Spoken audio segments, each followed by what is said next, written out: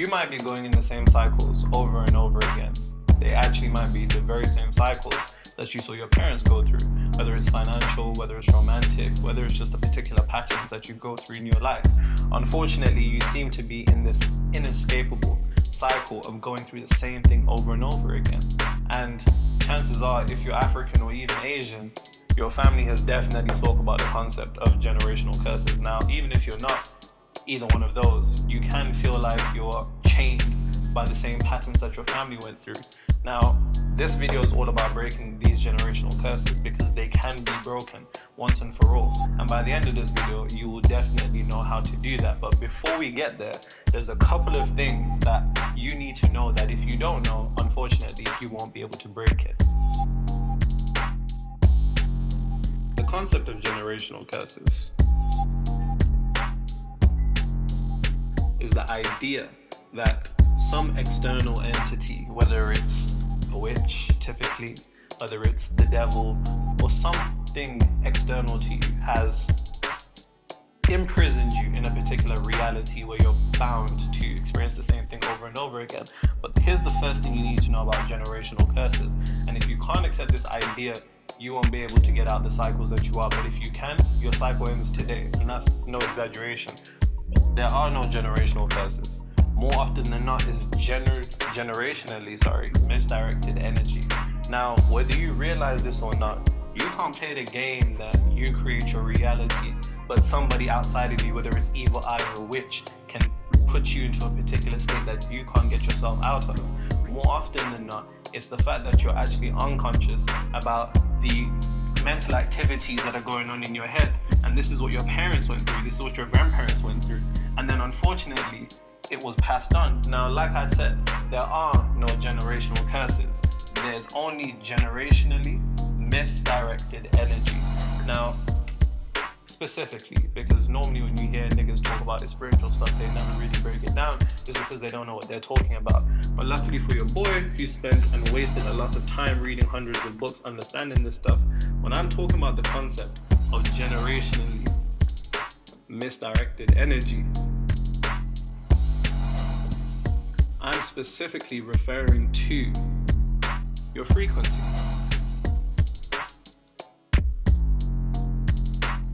Now, the way that I want you to conceptualize your frequency is either two examples. So you have the fact that, think about a radio. You might be tuned into a particular radio station. Depending upon the radio station that you're tuned into, you experience a different sound. If you're tuned into a rap station, then you hear rap. If you're tuned into a heavy metal station, then that's what you're tuned into. If you're like me and you love old school R&B and it's the absolute best music ever, that's the type of frequency you're going to be tuned into. Now, the other example is that frequency is like a product code. Now, if you ever order something online, let's say from Amazon or something, the only reason that the warehouse knows exactly what to send you is because of a unique product code. Depending upon the product code that is inputted on the system, it matches up with the item in the warehouse and then they send it to you. Your frequency is the product code of the reality that you experience. Now, unfortunately, from your grandparents and maybe even their parents down to your parents and now to you, you all have been going through the cycle of generationally misdirected energy based upon your frequency. But it doesn't just stop there. Now, even though frequency is an energetic signature, what it's really comprised out of is these things right here. Number one, it's comprised of your beliefs. Number two, it's comprised of your identity, attention, your emotional convictions, so the convictions that you have that are the most emotionally charged. And lastly, your thoughts.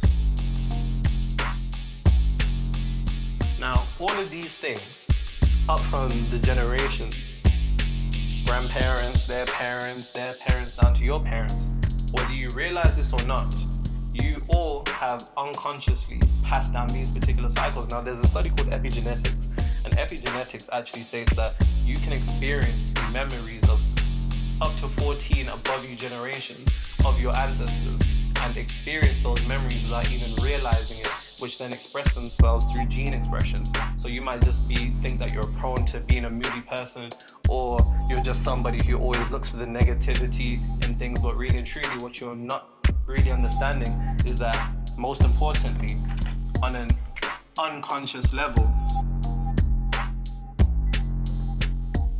you're misaligned in your beliefs, your identity, your attention, your emotional convictions, and your thoughts. Now, there are no generational curses. There is only generationally misdirected energy through the form of misdirected frequency, which results in misdirected beliefs, misdirected identity, misdirected attention, misdirected emotional convictions, and misdirected thought. That is the only generational curse that exists. And you have to understand that until you're able to change your beliefs, your identity, your attention, your emotional convictions, and your thoughts, you will continuously perpetuate this generational curse without realizing that it's been you guys the whole time. Now, luckily for you, you're the black sheep. You never fit in. You never saw the world the same way everybody else did. You knew that you were the one to come and change things. And it's a good thing that the universe, or the algorithm, whatever you want to call it, put you here. Now that you understand the concept of what the true generational curse is, then it's really about understanding primarily who is it that benefits from you believing that you are cursed. Now, like I mentioned earlier, typically when we hear these concepts of people speaking of their family being cursed, it always comes from a witch. Now, the first thing that you have to understand when we're talking about this is that, and I know this might sound crazy, especially for my Africans, even my Asians, even the Latinos, because you lot do some mad things, even the Yardis, Jamaicans. I heard about, what's it called? Obeah. Well, you ain't heard of it. You lived a good life, my friend. Anyways,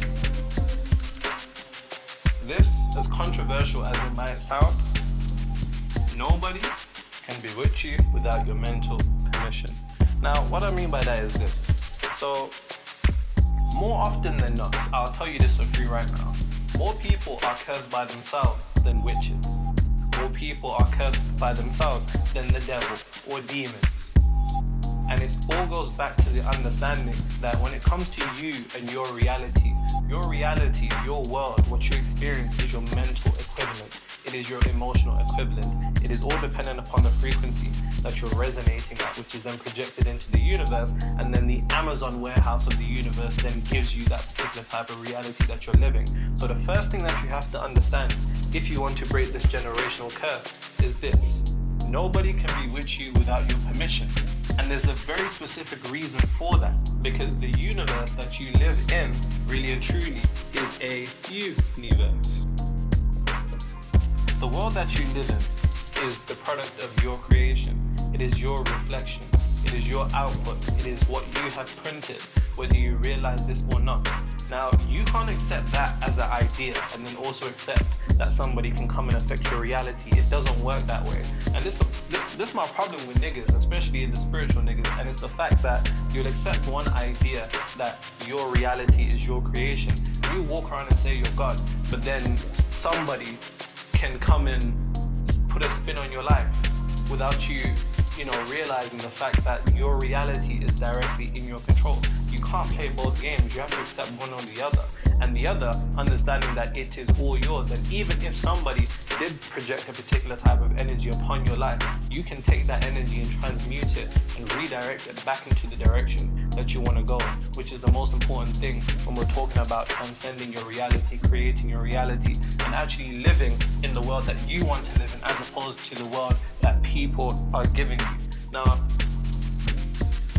another concept that's very important, I can't emphasize how important this is. And for the person who asks me why I keep, using this and then using a rag after, it's because this is wet, pause. And I use this to then dry it, because the ink will then be funny. There you go.